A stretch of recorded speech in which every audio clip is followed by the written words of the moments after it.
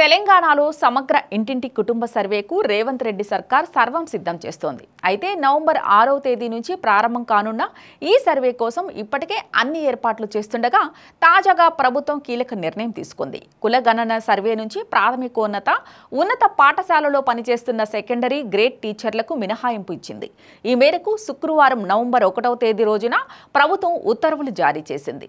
రేవంత్ రెడ్డి సర్కార్ ప్రారంభించనున్న కుల గణన సర్వే నేపథ్యంలో 36,549 మంది ఎస్టీటీలు, 3,414 మంది ప్రైమరీ స్కూల్ హెడ్ మాస్టర్లు పాల్గొనేలా ప్రణాళికలు సిద్ధం చేసింది.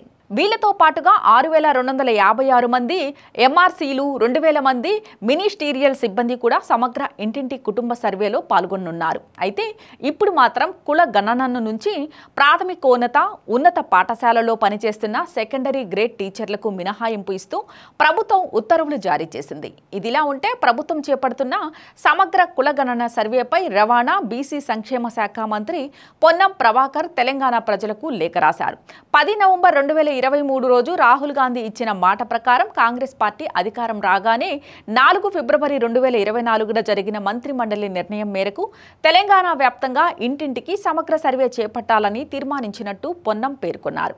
రాష్ట్రంలో వెనుకబడిన తరగతులు, ఎస్సీ, ఎస్టీ పౌరులు, ఇతర బలహీన వర్గాల అభ్యున్నతి కోసం వివిధ సామాజిక, ఆర్థిక, విద్యా, ఉపాధి, రాజకీయ అవకాశాలను ప్లాన్ చేసి అమలు చేయడానికి గాను 16 ఫిబ్రవరి 2024 అసెంబ్లీలో ఏకగ్రీవంగా తీర్మానించామని తెలిపారు. ఈ మేరకు నవంబర్ 6 నుంచి 85,000 మంది ఎన్యూమరేటర్లు, ప్రతి 10 మంది ఎన్యూమరేటర్లకు ఒక పరిశీలకుడిగా గ్రామ, మండల, జిల్లా, రాష్ట్ర స్థాయి అధికారుల పర్యవేక్షణలో ప్రతి ఇంటికి సమగ్ర సమాచార సేకరణ చేయనున్నట్టు మంత్రి తెలిపారు.